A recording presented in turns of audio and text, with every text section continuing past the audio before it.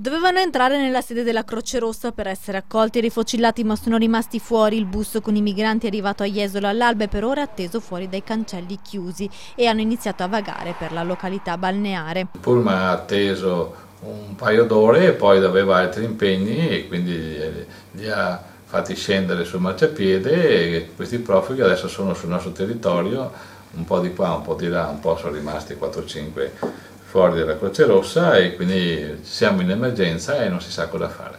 Una cinquantina di persone, circa trasportati in 2 tranche, una situazione al limite, quella della località turistica, che rischia di portare all'esasperazione gli albergatori. Per questo il sindaco Zoggi ha annunciato di voler scrivere a Zaia e al prefetto Cutaia. Gli operatori turistici dicono che stanno già arrivando purtroppo delle disdette perché la gente ha paura di venire in vacanza da noi perché troveranno dei profughi.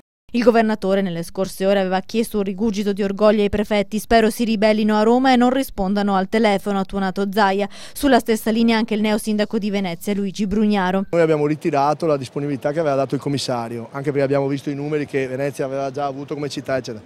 E adesso, fra 60 giorni, quando ci sarò città metropolitana, ritirerò la disponibilità dalla città metropolitana. Il problema è che non vanno in Europa, si fermano in Italia.